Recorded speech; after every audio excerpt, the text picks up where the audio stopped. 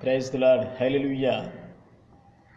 క్రీస్తునందు ప్రియమైన సహోదరి సహోదరులారా, మన ప్రభువును రక్షకుడినైన యేసుక్రీస్తు నామ పేరిట మీ అందరికీ వందనములు తెలియజేస్తున్నామండి. ఈ సమయంలో మరి ప్రార్థన చేసుకొని మనం ముందుకు సాగుదామండి. పరిశుద్ధుడివైన తండ్రి, మీ ఘనమైన నామానికై స్తోత్రం చెల్లిస్తున్నాం తండ్రి. అబ్రహాం, ఇస్సాక్, యాకోబుల దేవా, మీరు మా మధ్యలో ఆత్మస్వరూపులై ఉన్న విధానముకై స్తోత్రం చెల్లిస్తున్నాం తండ్రి. ఈ సమయంలో నాయన, ఈ లైవ్ ద్వారా నాయన అందరైతే వీటిని వీక్షిస్తున్నారో వారిని అందరిని మీరు దీవించండి, ఆశీర్వదించండి, కృప చూపి నడిపించండి నాయన. నేరుగా బిడ్డలు మీరే మాట్లాడండి. మీకు ఈ భూలోకానికి నాయన కనెక్షన్ కలవటానికి సహాయం చేయండి. అందరికీ నాయన క్షమ భిక్ష హృదయాన్ని అందరికి అనుగ్రహించి కృప చూపి నడిపించండి. ఈ సమయంలో పాడిన పాటల ద్వారా మీరు మనం పొందండి. వాక్య సందేశం ద్వారా మీరే మహిమ ఘనత ప్రభావం మీరు వహించమని యేసయ్య నామములో అడుగుతున్నాం తండ్రి. ఆమేన్. హల్లెలూయా. ఈ సమయంలో మనం ఒక పాట పాడుకుని ప్రభువుని మనం మహిమపరుచుకున్న తదుపరి మనం దైవలేఖనాలను పరిశీలన చేసుకుందామండి. దేవుడు మరి ఈ అంత్య దినాలలో, ఈ భయంకరమైన దినాలలో మహనీయుడైన దేవుడు మనకి తోడుగా ఉండి కృప వెంబడి కృపతో ఆయన మనలను ప్రేమిస్తూ ఉన్నాడు. హల్లెలూయా. గనులైన వారు, ఘనత వహించిన వారు కాగనిపంలో కలిసిపోతున్నారు. కానీ ఎన్నిక లేని మనల్ని దేవుడు తన సేవకై పిలిచి తన పరిచర్యలో ఉన్నతంగా వాడుకుంటున్న విధానం బట్టి మరొకసారి ప్రభువుకి స్తోత్రం చెల్లిస్తున్నాను. ఈ సమయంలో మరొక పాట పాడుకుని మనం ముందుకు సాగుదామండి. కృప వెంబడి కృపతో నన్ను ప్రేమించిన నా యేసయ్య అనే పాట పాడుకుంటూ ప్రభునామాన్ని మనం మహిమపరుచుకుందాం. కృప వెంబడి కృపతో నన్ను ప్రేమించిన నా యేసయ్యా, నన్ను ప్రేమించిన నా యేసయ్యా. కృప వెంబడి కృపతో నన్ను ప్రేమించిన నా యేసయ్యా, నన్ను ప్రేమించిన నా యేసయ్యా. నన్ను కరుణించిన నా యేసయ్యా, నన్ను కరుణించిన నా యేసయ్యా, నన్ను కరుణించిన నా యేసయ్యా, నన్ను కరుణించిన నా యేసయ్యా. కృప వెంబడి కృపతో నన్ను ప్రేమించిన నా యేసయ్యా, నన్ను ప్రేమించిన నా యేసయ్యా. నా ఎడల నీకున్న తలంపులు బహు విస్తారముగా ఉన్నవి నీలో దేవా. నా ఎడల నీకున్న తలంపులు బహు విస్తారముగున్నవి నీలో దేవా. అవి వర్ణించలేను నా యేసయ్యా, వివరించలేను నా యేసయ్యా, వర్ణించలేను నా యేసయ్యా, వివరించలేను నా యేసయ్యా. నా ఎడల నీకున్న వాంఛలున్నయో. కృప వెంబడి కృపతో నన్ను ప్రేమించిన నా యేసయ్యా, నన్ను ప్రేమించిన నా యేసయ్యా, నన్ను ప్రేమించిన నా యేసయ్యా. ఎన్నో దినములునే మరచితిని, విడువని ఎడబాయని నా యేసయ్యా. ఎన్నో దినములునే విడిచితిని, ఎన్నో దినములునే మరచితిని, విడువని ఎడబాయని నా యేసయ్యా. మరొక ప్రేమించిన నా యేసయ్యా, విడువక ఎడబాయని నా యేసయ్యా. మరొక ప్రేమించిన నా యేసయ్యా, ఏమిచ్చి నీ గుణము తీర్చదనయ్యా. కృప వెంబడి కృపతో నన్ను ప్రేమించిన నా యేసయ్యా, నన్ను ప్రేమించిన నా యేసయ్యా. నన్ను ప్రేమించిన నా యేసయ్యా, నన్ను కరుణించిన నా యేసయ్యా, నన్ను కరుణించిన నా యేసయ్యా, నన్ను కరుణించిన నా యేసయ్యా, నన్ను ప్రేమించిన నా యేసయ్యా. హల్లెలూయా. ఈ సమయంలో దేవుడు మరి ఎంతగానో మన ఎడల కృపను, ఆశ్చర్యకరమైన ఆయన ప్రేమ వాత్సల్యతో మనకు చూపిస్తున్నారు. దానికి నిదర్శనం ఏంటో చెప్పమంటావా? ఈ దినాన మనందరం దేవుని సన్నిధిలో సజీవ లెక్కలో మనందరం ఉన్నాం. హల్లెలూయా. ఈ ఊపిరి ఆయన ఇచ్చినదే, ఈ శ్వాస ఆయన ఇచ్చిందే. ఈరోజు మనం సజీవులుగా ఉన్నామంటే అది దేవుని కృప మాత్రమే. హల్లెలూయా. ఈ సమయంలో మనం ప్రార్థన చేసుకొని దైవలేఖనాలను మనం పరిశీలన చేసుకుందామండి. పరిశుద్ధుడివైన తండ్రి, మీ ఘనమైన నామానికై స్తోత్రం చెల్లిస్తున్నాం తండ్రి. అబ్రహాము, ఇస్సాకు, యాకోబుల యొక్క దేవ, మీరు మా మధ్యలో ఆత్మస్వరూపులై ఉన్న విధానంకై స్తోత్రం చెల్లిస్తున్నాం తండ్రి. ఈ దినాన నాయన అందరితో మీరు మాట్లాడండి. ప్రతి కోపాన్ని, ప్రతి ద్వేషాన్ని అందరిలో నుండి తీసివేయండి. దేవా, క్షమాపణని నీ ప్రజలు మీరు అనుభవించి నీతో ఐక్యంగా జీవించే కృపను, సమాధానాన్ని దయచేసి దేవా, నేరుగా ఈ బిడ్డలతో ఈ దినం మీరే మాట్లాడండి. కృప చూపి నడిపించండి. నిశ్చయముగా తండ్రి, ఈ ప్రార్థనలకు వ్యతిరేకముగా రూపించబడిన ఏ ఆయుధము వర్ధలదు తండ్రి. మీరే సకల మహిమ, ఘనత, ప్రభావం మీరు వహించమని యేసయ్య నామములో అడుగుతున్నాం తండ్రి. ఆమేన్. హల్లెలూయా. ఈ సమయంలో మనం లోక సువార్త 23వ అధ్యాయం 33-34 చదువుతున్నాం. లోక సువార్త 23వ అధ్యాయం 33-34. వారు కపామనబడిన స్థలమునకు వచ్చినప్పుడు అక్కడ కుడివైపున ఒకరిని, ఎడమవైపున ఒకరిని, ఆ నేరస్తులను ఆయనతో కూడా సిలువ వేసిరి. యేసు, తండ్రి, వీరేమి చేయుచున్నారు, వీరెరుగరు గనుక వీరిని క్షమించమని చెప్పాను. హల్లెలూయా. ఈరోజు మన అంశం ఏంటంటే క్షమించటం. ఏంటి? క్షమించటం. క్రైస్తవుల్లో ఉన్న మొట్టమొదటి క్వాలిటీస్ ఏంటంటే క్షమాగుణం. హల్లెలూయా. మనం క్షమించే ఇతరుల్లో ఎడల మనం ఎప్పుడైతే కోపంగా ఉన్నప్పుడు, మనకి ఎప్పుడైతే ఎవరైతే హాని తలపెడతారో, మనకెవరైతే మనల్ని నీచంగా నిందిస్తున్నారో వారి ఎడల మనం ద్వేషం పెంచుకోకూడదు. కానీ యేసు ప్రభు వారు వలె మనం ఎప్పుడైతే ఆ క్షమాభిక్ష అనగానే వారిని క్షమించమని కోరుతామో అప్పుడు దేవుడే మనకి ఆ శాపాలను తీసివేసి మనకి ఆశీర్వాదాలను ఇస్తాడు. హల్లెలూయా. ఇక్కడ యేసు ప్రభు వారు ఆ భయంకరమైన శిలువలో ఆయనను ఆ శిలువ వేసినప్పుడు అందరూ ఆయనను భయంకరంగా ద్వేషించి దూషిస్తున్నప్పుడు దేవుడు ఏం చేశాడో తెలుసా? అపహాసించిన తండ్రి, వీరేం చేస్తున్నారు, వీరెరుగరు గనుక వారిని క్షమించమని దేవుడు చెప్పారు. హల్లెలూయా.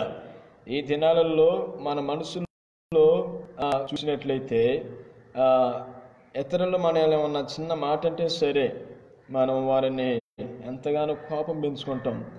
ఎప్పుడైతే మన హృదయంలో కోపాన్ని, అసూయలు, ద్వేషాలు ఉంటాయో అప్పుడు మనలో నుంచి దేవుడనే ఆత్మ మనల నుంచి వెళ్ళిపోతుంది. అయితే ఆ సమయంలో ఈవిల్ స్పిరిట్స్ అనేది మనలో అటాక్ అవుతుంది. హల్లెలూయా. ముందు బాధ కలిగిద్ది, ఆ బాధ కొన్నాళ్ళకి కోపంగా మారిద్ది, ఆ కోపం కొన్నాళ్ళకి అదేమైపోద్ది, ద్వేషంగా మారిపోద్ది, కక్షగా మారిపోద్ది. ఆ తదుపరి నీతో అది హత్యగా పెంచబడుతుంది. హల్లెలూయా. ఈరోజు నీ ఎడల అనేకులు చాలా మంది నిన్ను నిందించి, దూషించి, హేళన చేసి ఉండవచ్చు. అయితే వారి కోసం వారి ఎడల నీవు భయంకరమైన కోపం, ద్వేషం కాకుండా వారిని నువ్వు ఎప్పుడైతే క్షమిస్తావో, ఆ క్షమించినప్పుడు వారి హృదయం ఎలా ఉంటుందో తెలుసా? కరిగిపోయిద్ది. హల్లెలూయా. వారి ఒళ్ళో నిప్పులు పోసినట్టు ఉంటుందన్నమాట. హల్లెలూయా. ఉదాహరణకి నీకు కోపం వచ్చింది, ఆ కోపంతో ఇతరు వాడిని కొడతావు, అతను వచ్చి తర్వాత నువ్వు వేరే చోట చిక్కినప్పుడు ఎదురు చూడాడు, ఆ ఒక్కరిని ఇద్దరు కొట్టి నీ తరపున వాళ్ళు మళ్ళీ ఒక ముగ్గురు వాళ్ళ కొడతారు. అది ముందు రోజులు ఏమైద్ది? పెద్ద వైలెన్స్గా మారిపోతుంది. హల్లెలూయా. అదే తప్పు వాళ్ళదైనా సరే మనమే వాళ్ళని క్షమించినట్లయితే ఆ గొడవలు, ఆ కోపలు అనేవి అక్కడే అన్నీ సద్దిమణిగిపోతాయి. హల్లెలూయా. ఐక్యత, సమాధానం వస్తుంది. హల్లెలూయా.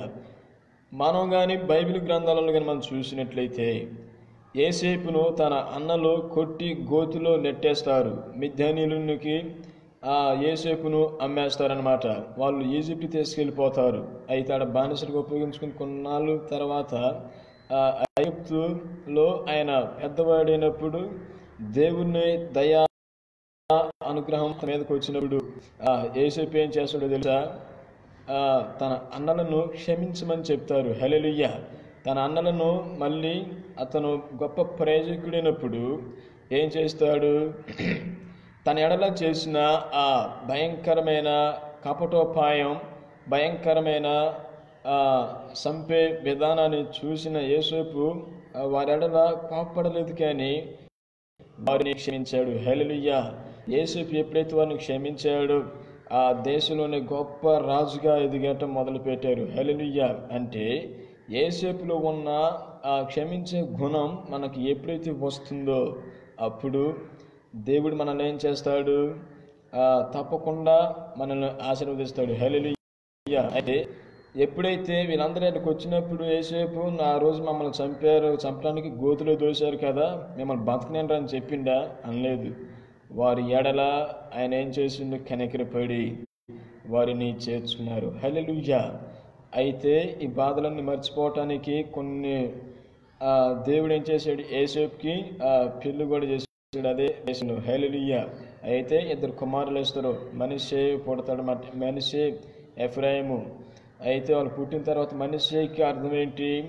మర్చిపోవటం. హల్లెలూయా. అంటే తనకు కలిగిన సమస్త బాధలన్నిటినీ దేవుడు మర్చిపోవటానికి అతనికి ఏం పేరు పెట్టాడు? మనష్షే అని పేరు పెట్టారు. హల్లెలూయా. ఎఫ్రాయిము అంటే గురి లేకుండా చేశారు అన్నమాట. హల్లెలూయా. అయితే అదే యోసేపు తన అన్నలు వచ్చినప్పుడు ఏం చేసిండు? వారిని ద్వేషించిండా?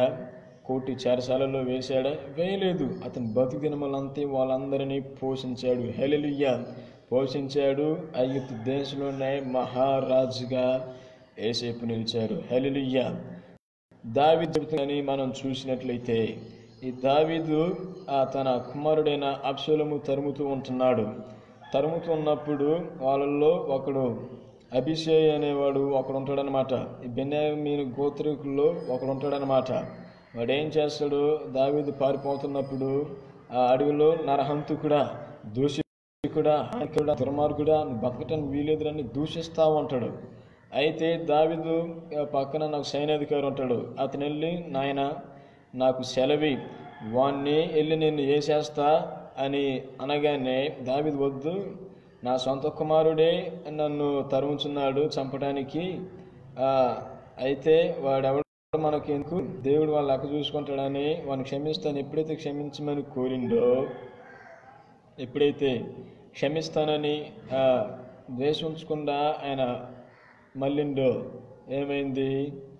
దేవుడు దావీదుని మళ్ళీ ఆశీర్వదించాడు. హల్లెలూయా. అయితే సౌలు రాజులో ఎప్పుడైతే మన జీవితంలో కోపాలు, అసూయలు, అహంకారాలు మన హృదయంలోకి ఉన్నప్పుడు క్రైస్తవుల్లోకి మన హృదయంలో పరిశుద్ధాత్ముడు నివసించాడు. హల్లెలూయా. పరిశుద్ధాత్ముడు మనలో నివసించాలంటే మనలో ఏముండాలంటే దేవుని యొక్క మనస్తత్వం ఉండాలి. దేవుని యొక్క క్షమాగుణం అనేది మనలో ఉండాలి. హల్లెలూయా.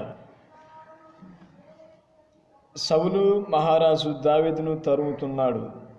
అయితే 3000 మందిని పట్టుకొని ఎంగేది అరణ్య దగ్గర ఆ ప్రాంతాలలో వాళ్ళని ఎడారి ప్రాంతంలో, అరణ్య ప్రాంతంలో తరుముతున్నప్పుడు దావీదు మహారాజు ఏం చేస్తాడు? సౌలు రాజు చేతికి చిక్కుడు. అయితే దావీదు చంపలేదు. అభిషేకించబడిన వాడిని చెయ్యెత్తటానికి కూడా నేను యోగ్యుని కాదు, దేవుడు చూసుకుంటాడని చెప్తారు. హల్లెలూయా. అయితే దావీదు సౌలు చేతికి చిక్కినప్పుడు దావీదు సౌలుని చంపలేదు, అతని అంగీని ఆ కత్తితో కోసాడు. అయితే కత్తితో కోసి వస్తాడనమాట, రాజా నేను నిన్ను చంపడానికి నేను యోగ్యుని కాదు, దేవుడు నిన్ను కరుణించును గాక అని చెప్పి నేను చంపడానికి అవకాశం ఉన్నది, కానీ నేను చంపలేదు, దేవుని అభిషేకించిన నీ మీద దెబ్బేయటానికి కూడా నాకు అధికారం లేదని అతను కత్తితో కోసిన ఆ చిన్న ముక్కను చూపెట్టినప్పుడు సౌలు ఏం చేస్తాడో తెలుసా? దావీదుని శాపానికి బదులు శపించే వచనాల బదులు సౌలు రాజు దావీదుని ఏం చేస్తాడు? దీవిస్తాడు. హల్లెలూయా. ఆయన యుగ యుగాలకు ఆయన దీవించబడును గాక. దీవించినప్పుడు దావీదు మహారాజుకి ఆయనకి మళ్ళీ ఐక్యతను ఏర్పడుతుంది. హల్లెలూయా, హల్లెలూయా. అయితే మనం క్రైస్తవ లక్షణం ఏంటంటే, మనం ఒకరెడల చేసిన పాపములు, తప్పిదములు, పొరపాట్లను మనం ఏం చేయాలి? ఎప్పటికప్పుడే మనం వాటి నుంచి విడిపించబడాలి. ఎవరి మీద ద్వేషాలు మనం పెట్టుకోకూడదు. ఎవరి మీద మనం కోపాలు పెట్టుకుంటే ఆ కోపం రాను రాను ఏమైపోద్దంటే కక్షలుగా మారిపోద్ది. అది భయంకరమైన మరణాలకు దారి తీస్తుంది. అది భయంకరమైన బంధాలకు, సమాధానానికి భంగం కలిగిస్తుంది. హల్లెలూయా. చేసిన చిన్న పొరపాటైనా సరే వెంటనే సారీ చెప్పుకుంటే అది అక్కడికి సాల్వ్ అయిపోతుంది. మీకు ఒక విధంగా చెప్పాలంటే, ఒక వైరస్ అనేది చిన్నగా మొబైల్లో యాక్టివేట్ అవుద్ది. అది రాను రాను రాను రాను ఏమైపోతుంది? పెద్దగా అయిపోద్ది. హల్లెలూయా. ఆ తదుపరి ఏమైంది? సిస్టమ్ అంతా ఖరాబ్ అయిపోయింది. మనలో ఒక చిన్న ఎవడో ఏదో అన్నాడనేసి అది మనసులో పెట్టుకోకూడదు. అది మనసులో పెట్టుకుంటే ఏమవుతుంది?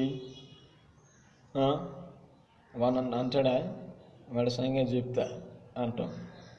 వాడి తర్వాత రోజు చూడగా అనుకోండి, అడుగో వాడు ఆ రోజు వాడే కదా అన్నయ్యగా అంటాం, వాడిని ఏం చేయాలంటాం. ఒక 10 రోజుల తర్వాత ఆ చిన్న కోపం అంతైంది, ఆ 20 రోజుల తర్వాత అంతైంది, అట్ట పెద్ద కోపంగా మారిపోద్ది. హల్లెలూయా.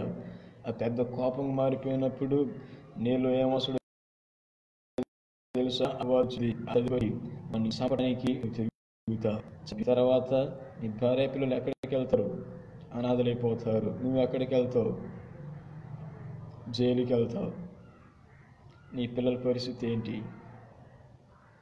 ఎట్లా చేస్తే ఒకసారి ఆలోచించుకోండి. చంపడం పెద్ద విషయం కాదు, కానీ అది ఎవరు జరిగిస్తున్నారని మనం అర్థం చేసుకోవాలి. హల్లెలూయా. ఒకవేళ నీకు భయంకరమైన గాయం, మనోవేదన తగిలిందనుకోండి, ఎవరన్నా అన్యాయం చేసినప్పుడు వాళ్ళ కోసం ప్రార్థన చేయాలి. నీకు ఎవరైనా శత్రువులు ఉన్నప్పుడు వాళ్ళ కోసం ప్రార్థన చేయాలి. మీ శత్రువుల కోసం ప్రార్థన చేయమని చెప్పిండు, కానీ కత్తులు పట్టుకొని గన్నులు పట్టుకొని తిరగమని చెప్పలేదుగా. హల్లెలూయా.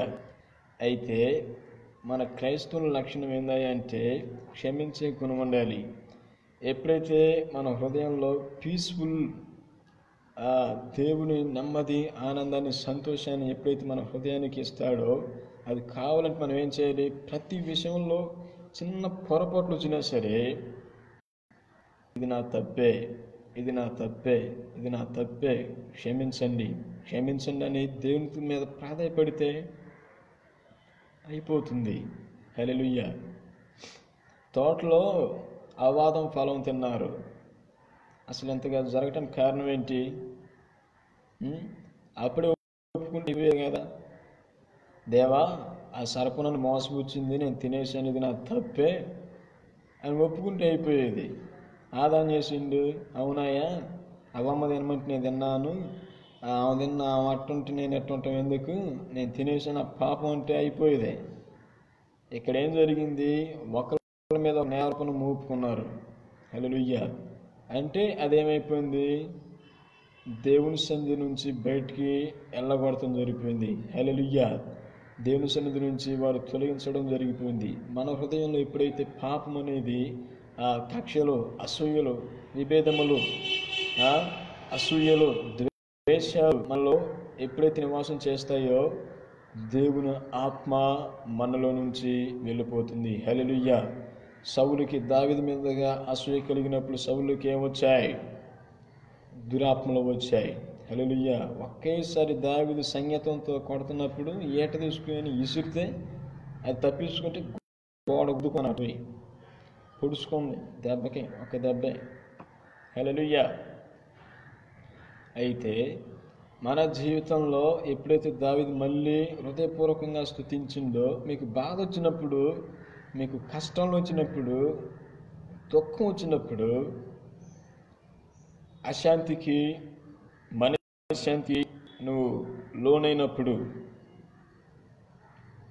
ప్రార్థన చేసినా కానీ ప్రార్థనతో పాటు ఎక్కువగా ఆరాధన చేయాలి. హల్లెలూయా. ఎప్పుడైతే మనం ఆరాధన నువ్వున్న పరిస్థితుల్లో, నీకున్న ఆ భయంకరమైన విడించలేని డిప్రెషన్లో నువ్వు ఎప్పుడైతే దేవునికి ప్రార్థన చేస్తావో, ఎప్పుడైతే నువ్వు ఆరాధన చేస్తావో, ఎప్పుడైతే మనస్పూర్వకంగా దేవునికి కృతజ్ఞతాస్తుతులు నువ్వు చెల్లిస్తావో, అప్పుడు దేవుడు ఏం చేస్తాడో తెలుసా? నీకున్న బాధ, నీకున్న చింత, నీకున్న ఆ యొక్క బలహీనత, నీకున్న కోపం, ద్వేషం అన్నిటినీ తీసివేసి దేవుడు నీకు నెమ్మదిని, సంతోషాన్ని, ఆనందాన్ని అనుగ్రహిస్తారు. హల్లెలూయా. హల్లెలూయా. అయితే మనకి ఏం కావాలంటే క్షమాపణ గుణం కావాలి. మనకి ప్రభు బలారాధన తీసుకుంటాం ప్రతి నెలకోసారి. కొంతమంది వారాన్ని కూడా తీసుకుంటున్నారు. ఓకే, ప్రభుని స్తోత్రం. ఈ బలారాధనలో అప్పుడు మనం ఎక్కువగా పశ్చాత్తాప పడుతూ ఉంటాం, పశ్చాత్తాపం చేస్తాం. అంటే ఆ నెలలో చేసిన ప్రతి పాపాలను, ప్రతి తప్పిదములను ప్రభుత్వం ఒప్పుకొని మనం ఏం చేస్తాం? నిష్కపట హృదయంతో ఆ ప్రభు బల్లాలు చెయ్యి వేస్తాం. హల్లెలూయా.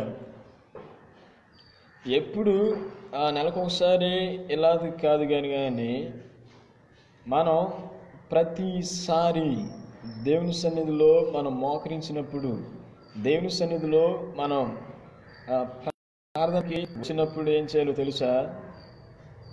అదే ప్రార్థన చేయాలి, అదే కన్నీటి ప్రార్థన చేయాలి, అదే విరిగి నలిగిన హృదయంతో మన హృదయం 24 hours నిష్కాపటమైన హృదయంతో మనం ఉంటే ఆ సంతోషమే వేరు, ఆ జాయే వేరు అన్నమాట. హల్లెలూయా. నీకు కోటున్న అష్టైశ్వర్యములు ఉన్న మేడమెద్దలు, బంగళాలు, బిల్డింగులు ఇవన్నీ ఉన్నా నీ హృదయంలో నెమ్మది, సంతోషం ఎప్పుడైతే నీ హృదయంలో ఉంటుందో అప్పుడే మనం ప్రశాంతంగా ఉండగలం. హల్లెలూయా. మనం తప్పిదలు ఎదుటి వాళ్ళ ఎలా చేసిన, మనకి చేసిన ప్రతి విరోధానికి ప్రతిఫలంగా మనం వాళ్ళ మీద మళ్ళీ ద్వేషించడం కాదు, కానీ వారిని ఏం చేయాలో తెలుసా? క్షమించాలి. హల్లెలూయా. వారిని ఎప్పుడైతే మనం క్షమిస్తామో అప్పుడు మన హృదయంలో నిజమైన ఆనందం వచ్చింది, నిజమైన సంతోషం వచ్చింది, నిజమైన పశ్చాత్తాపం హృదయం కలిగి. హల్లెలూయా. ఆ మనస్తత్వం ఎప్పుడైతే మనం వచ్చినప్పుడు మనం స్వేచ్ఛగా హ్యాపీగా ఉండగలం. హల్లెలూయా. మరి ఎక్కడ కానీ యేసుప్రభు వారికి మనం చూసినట్లయితే ఆయన ప్రేమమయుడు, కరుణామయుడు. అలాంటి మనసు ఆయన భయంకరంగా ద్వేషిస్తున్నారు, భయంకరంగా దూషిస్తున్నారు. అయితే ఆయన ఏం చెప్పి నువ్వు తెలుసా? దేవా ఇలా నాశనం చేయమని చెప్పలే, దేవా కొంపలారమని చెప్పలే, వీరిని క్షమించమని చెప్పిండు. హల్లెలూయా. అదే పరిస్థితి మనకు జరిగితే మనం ఏం చేస్తాం? వాడి నాశనం కావాలి, వాడంతా చూస్తా, వాడి సంగతి చూస్తాని మనం ఏం చేస్తాం? ద్వేషం పెట్టుకుంటాం. ద్వేషం వద్దు సుమా, అది పొరపాటు. ఈ ద్వేషాలు, అసూయలు, విమతములు, కోపాలు అన్నీ కలిగించేది ఎవరో తెలుసా? అపవాది. అపవాది నెగటివ్గా ప్లాన్ చేద్ది. ఏదో రకంగా మనల్ని డైవర్ట్ చేయటానికి ఏదో ఒక రకంగా వచ్చి మనల్ని ఏం చేస్తుంది? అటాక్ చేసిద్ది అనమాట. మనం ప్రార్థన చేయి, ఏదైనా చేయి. అయితే ప్రార్థన చేసే వాళ్ళకి కూడా దెయ్యాలు వస్తాయా? ప్రార్థన చేసే వాళ్ళకి కూడా అపవాదులు వచ్చి పని చేస్తాయి అంటే చేస్తాయి. ఎప్పుడు తెలుసా? మన హృదయంలో ఎప్పుడైతే బాధలకి, కష్టాలకి, దుఃఖాలకి, కోపాలకి తావిస్తామో అప్పుడు వచ్చి నివసిస్తాయి. ట్రిక్స్ తెలుసుకోండి. హల్లెలూయా. ఎవరన్నా మింగుదామని వాడు తిరుగుతుడు, ఎప్పుడు మింగేద్దామని తిరుగుతూ ఉంటాడు అన్నమాట. హల్లెలూయా. అయితే మాకే కావాల్సింది ఏంటంటే క్షమాగుణం. ఎప్పుడైతే ఆ క్షమాగుణం, ఎప్పుడైతే అలాంటి హృదయం మనకు వస్తుందో అప్పుడు దేవుడు మన పక్షాన అద్భుత కార్యాలు చేస్తాడు, ఆశ్చర్యకార్యాలు చేస్తాడు. హల్లెలూయా. బలిపీఠం కింద ప్రకటన గ్రంథంలో కానీ చూసినట్లయితే యూదులు రక్తం దేవుని మొరపెడుతున్నాయి. హల్లెలూయా. ఎందుకు? అంత్యక్రీస్తు పరిపాలనలో యూదులను చంపినప్పుడు ఈ రక్తం నేరారోపణ చేసేది అన్నమాట. దేవుని కాడ దేవుడు వారికి శిక్షిస్తాడు. హేబేలుని కయ్యోని చంపుతాడు. హేబేలు రక్తం ఏడకెళ్ళిద్ది? మొరపెట్టిద్ది, దేవుని సందుకి వెళ్ళి మొరపెట్టిద్ది. అయితే యేసు ప్రభు వారు ఏం చేసిండో తెలుసా? ఆయన రక్తం కారుస్తూ, ఆయన సిలువలో వేలాడుతూ, భయంకరమైన హింసను ఆయన నొందుతూ ఆయన ఏం చేసాడో తెలుసా? ప్రభువా, వీరేం చేస్తున్నారు, వీరికి తెలియదు, తండ్రి వీరిని క్షమించండి అని చెప్పారు. హల్లెలూయా. ప్రపంచంలో అన్నిటికన్నా అతి భయంకరమైన మరణం ఏదన్నా ఉన్నదంటే ప్రపంచంలో అది శిలువ మరణం. హల్లెలూయా. ఒక దెబ్బతో కత్తితో తలక నరకవచ్చు. ఒక 10 సెకండ్లు 22 సెకండ్స్ ఉంటేమో ఆ నొప్పి, అయితే తర్వాత చచ్చిపోతాం. అయితే ఈ శిలువ మరణం ఎలాంటిదో, ఎంత భయంకరమో తెలుసా? యేసు ప్రభు వారు శిలువ మోసిన ఆ బరువు సుమారు 150 కేజీల బరువు ఉంది. ఎంత? 150 కేజీల బరువు. యేసు ప్రభు వారి యొక్క బరువు 85 కేజీలు. అయితే ఆయన శిలువ వేసినప్పుడు ఎక్కడ కొట్టారో తెలుసా? ఈ చీలమండలం ఉంటాయి కదా, ఇక్కడ కొట్టారనమాట. ఈ నరం ఉంటుంది కదా, ఈ నరం అనేది బ్రెయిన్కి కనెక్ట్ అయి ఉంటుంది అనమాట. ఎప్పుడైతే ఆ భయంకరమైన వెయిట్తో ఆయన వేలాడుతున్నారో భూమికి ఆకాశానికి మధ్యలో, ఈ భయంకరమైన టెంపరేచర్లో తట్టుకోలేక కొంతమంది ఏం చేస్తారో తెలుసా? భయంకరంగా దూసేశారు అనమాట. అన్యాయంగా తీర్పు ఇచ్చిన జడ్జిమెంట్ని, శిలువ వేసిన ఆ రోమియోల్ని, అక్కడున్న హేళన చేస్తున్న మనుషులను చూసి భయంకరంగా బూతులు పెడతారు. అయితే ఈ శిలువ మరణం రెండు రోజులు ఉంటుంది అన్నమాట. అయితే వాళ్ళు చనిపోయిన తర్వాత ఆకాశ పక్షులు వచ్చి వారి కళ్ళను, వారి ముక్కులను, అంటే ఈ ఉంటాయి కదా చిన్న చిన్నవి అవయవాలు, వీటన్నింటినీ ఏం చేస్తాయి? తింటాయి అన్నమాట. హల్లెలూయా. అది భయంకరమైన టార్చర్ అనమాట భూప్రపంచం మీద. ఈ సిలువేయటంలో రోమియోలు ఎక్స్పర్ట్లు అనమాట. అయితే ఇలాంటిది భయంకరమైన సిచ్యువేషన్లో దేవుడు ఏం చేసిండో తెలుసా? వారిని ప్రభువ తండ్రి, మీరేం చేస్తున్నారు, వీరు ఎరగరు గనుక వీరిని క్షమించమని చెప్పిండు. హల్లెలూయా. శిలువ మరణంలో ప్రపంచంలో ఏకైక దేవుడు ఒకే ఒక్కడు, యేసు ప్రభు వారు ఏం చేసిండో తెలుసా? వారిని దూషించలేదు కానీ క్షమించమని చెప్పిండు. హల్లెలూయా. హల్లెలూయా. అయితే ఇతర వాళ్ళు ఏం చేస్తారో తెలుసా? ఆ శిలువ మరణమైన భయంకరంగా టార్చర్ భరించలేక తిట్టుతున్నప్పుడు ఈ భయంకరమైన బూతులు వెళ్ళాక రోమ సైనికులు ఆ నెచ్చినేసుకుని వెళ్ళి వాళ్ళ నేలకుని కచ్చేస్తారనమాట. హల్లెలూయా. ఇది ఇతరులకు చేసే విధానం. అయితే దేవుడు ఏం చేస్తాడో తెలుసా? ఆయనను తీవ్రంగా భయంకరంగా టార్చర్ పెట్టిన, భయంకరంగా హింసించిన, శిలువ మరణానికి గురి చేసిన ఆయన ఏం చేసిందో తెలుసా? ద్వేషించలేదు కానీ క్షమించమని చెప్పిండు. హల్లెలూయా. ఎప్పుడైతే ఇలాంటి మనస్సు మనలోకి వస్తుందో, ఇలాంటి క్షమాభిక్ష మన హృదయంలోకి వస్తుందో